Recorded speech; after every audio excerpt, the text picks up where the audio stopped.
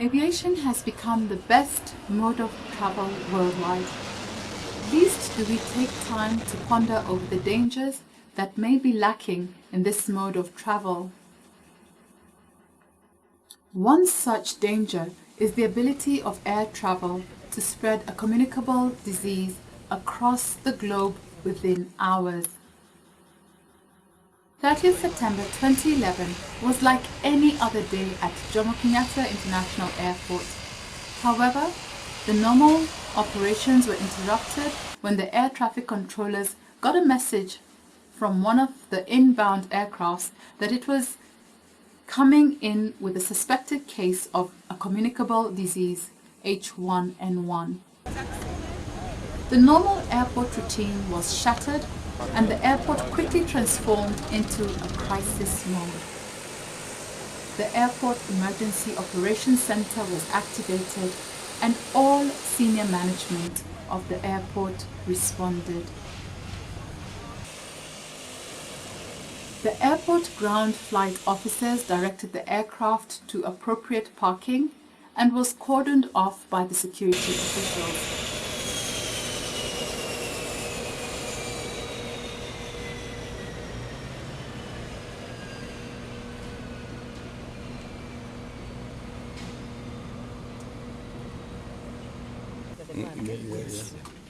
It was now time for the airport medical emergency teams to respond to the suspect emergency case.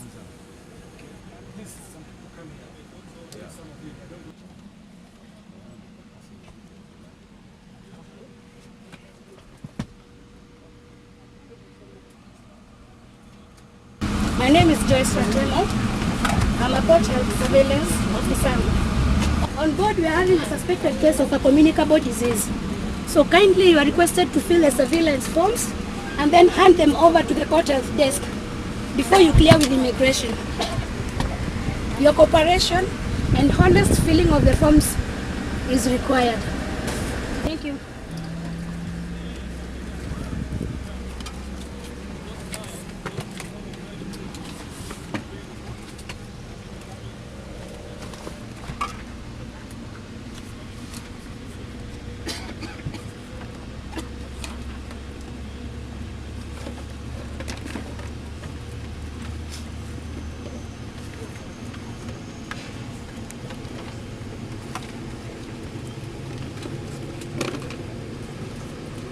A series of tests indicated that the passenger was a suspect case of H1N1. The passenger had a high temperature of 39 degrees, was perspiring and had a persistent cough. Luckily, the passenger could tolerate the face mask, which went a long way to preventing the spread of the disease on board.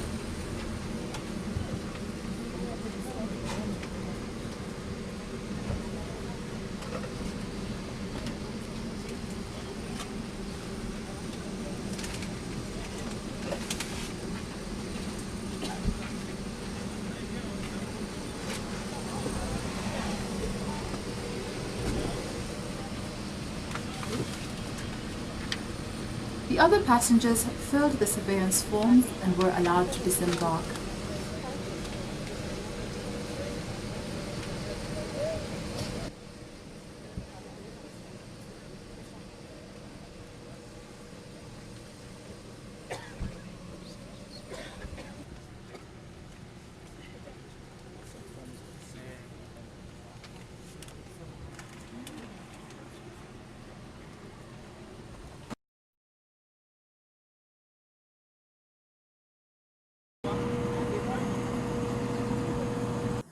The patient was the last to disembark and was quickly rushed to the ambulance and off to the hospital.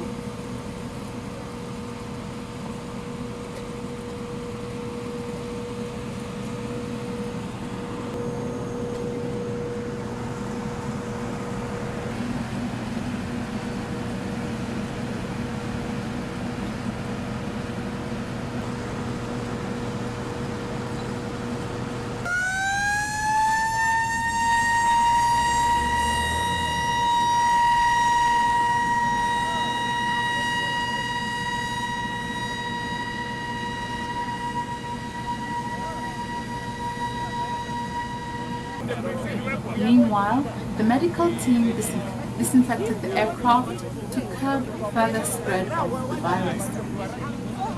The rest of the passengers went through the normal arrival procedures at the terminal building.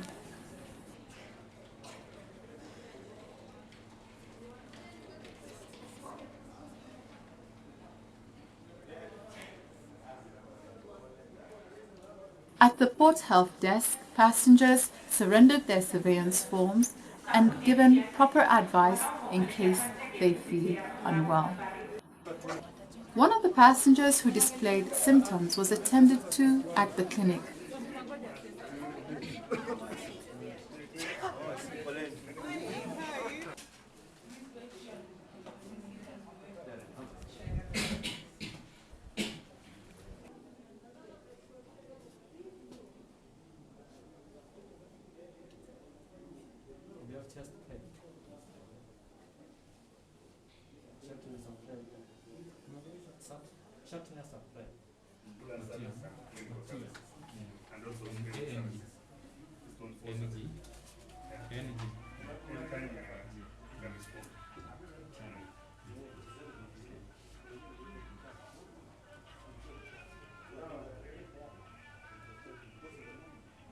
The passengers cleared at immigration after clearance with Port Health.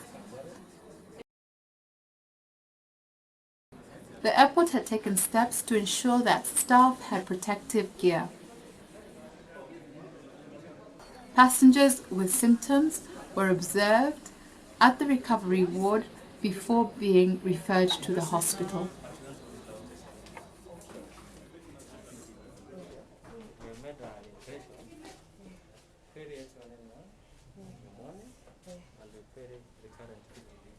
Because he has history of TB 3 years ago, 2008. Emergency planning is part and parcel of the overall airport operations.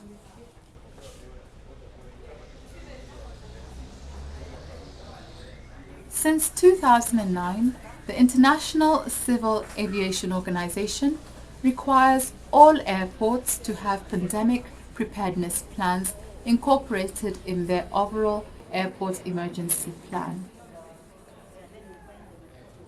The testing of this plan today shows that Jomo Kenyatta International Airport is fully compliant with this requirement and has all the resources to respond to any pandemic outbreak at the airport.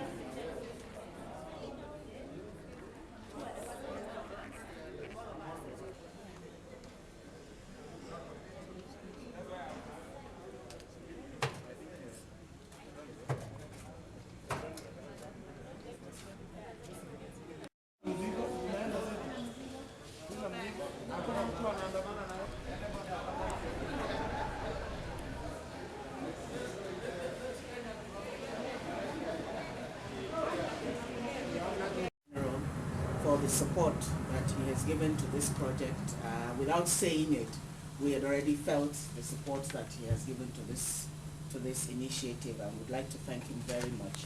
And we look forward to more of such cooperation from Kenya, and hope that Kenya can take a lead to bring the other countries in the region on board, because as you belong to the CAPSCA, you will be in a position to drive the initiative also at that level, and we would expect this your support in that venture as well.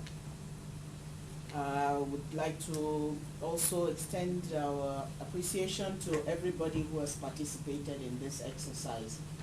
The level of participation has been very impressive, very overwhelming, and we thank you all very much, and for the enthusiasm that you have shown, for your active participation, then the depth of your understanding of the issues shows that you have really taken it upon yourselves to be interested in it, and you have done, shall I say, the homework in reading up about the project and reading up about the issues that are involved. And apart from your participation, I would also like to thank you for your cooperation. I didn't see too much of argument or trying to impose superiority of one agency's responsibility over the other, which is really in the spirit of this project, because it is a cooperative arrangement. It is meant to work as a cooperative venture, and it's since it involves the aviation sector and the public health sector, it's really impressive to see the level of interaction and cooperation that there is between the two, which is what is required to drive this kind of a project forward, because it's not any one sector's responsibility. Having said that, I would also want to give credit for the plan that has been developed by the steering committee. It's the first, as far as we know, of such plans that have been prepared. In previous visits, we've had to just acknowledge the need, and especially since this template appeared only as of November last year as a guideline. But as I mentioned yesterday, it is a first, can I say, a draft of a template, and it's expected that more work will be done on it at the global level, where there's a meeting that's going to take place in Abuja next week at the global level of the CAPSCA. And we're supposed to bring our inputs and our experiences in the implementation of this plan. And there are certain things that we will point out here to you for your benefit that we will also take to the meeting in Abuja. Almost afternoon. Hi everybody. Hi. Personally, I just want to congratulate Kenya. I think my colleague Nancy has actually touched on several issues. One being the plan that was just actually released by ICAO end of November last year. So some of us actually started drafting plans, but we didn't have any direction. So Kenya is actually the first country that's actually implementing what ICAO has given out as a template. Congratulations for that. Well done. And regarding the simulation, I know that simulations can be quite nerve-wracking, especially when someone is actually looking at you and it's live. They can look very confused. We've had some of the worst experience somewhere elsewhere out there, you know, so it can be tough, and it was a very well organized simulation exercise. So again, congratulations. With regards to the implementation of the annexes, to my colleague Dr. Karau from the CAA,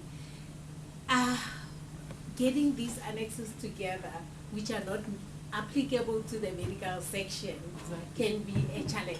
True. Because none of those annexes are actually applicable to the medical section. So you have to talk to the ATC section, you have to talk to the airport section, you have to talk to flight operations, you have to talk to a whole lot of people and actually come up with a plan. And it's normally challenging. It can be very easy to leave out some of the important issues out because there are so many annexes actually involved in that. For us in South Africa, Annex 9, as I indicated yesterday, has actually been a challenge, and hopefully among ourselves we'll actually find a solution moving forward to deal with Annex 9 in general. With regards to the simulation exercise, I will start with the cabin crew side, where we actually started. They actually demonstrated quite knowledge. I like the fact that your passenger was tolerating the mask, and the cabin crew was actually aware that if the passenger is actually tolerating the mask, there's no need to actually circulate the mask to the other passengers around. He demonstrated knowledge that the 2 rows in front, 2 rows behind issue, and when the Port Health came on board, they also actually demonstrated knowledge by issuing surveillance forms to the relevant people. With regards to cabin crew, the one thing that we didn't see was issuing of passenger locator cards. It could have been, although I know Edward actually indicated that cabin crew would actually issue passenger locator cards. We didn't see it happening. However, it would have been nice to actually see it, but you did mention it on your presentation that that part is actually covered. So we were very happy with the demonstration of the cabin crew themselves.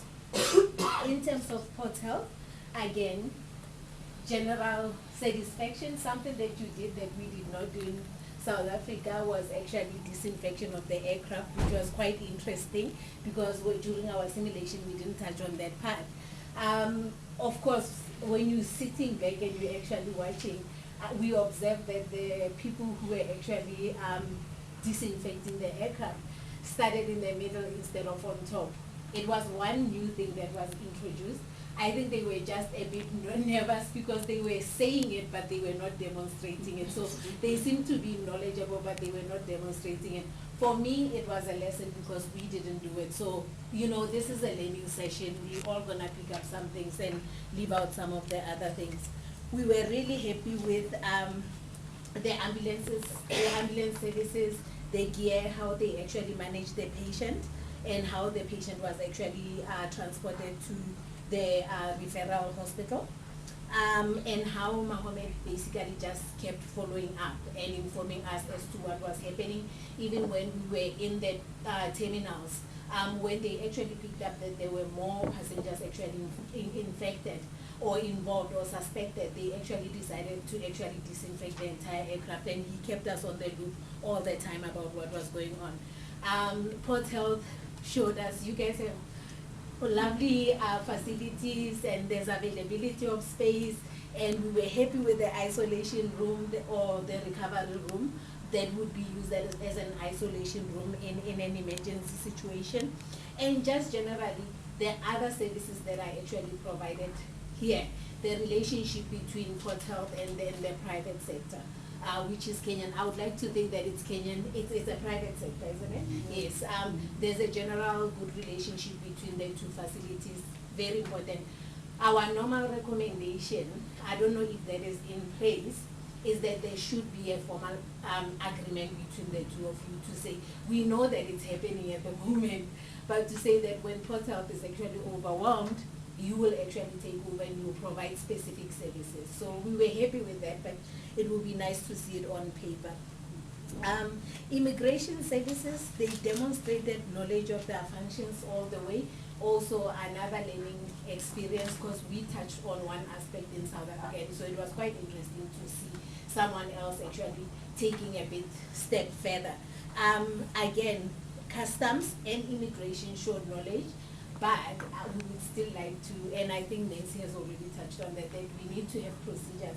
Remember, the procedures that the gentleman is talking about, they've been doing this for quite a while, but medical services have just come on board officially.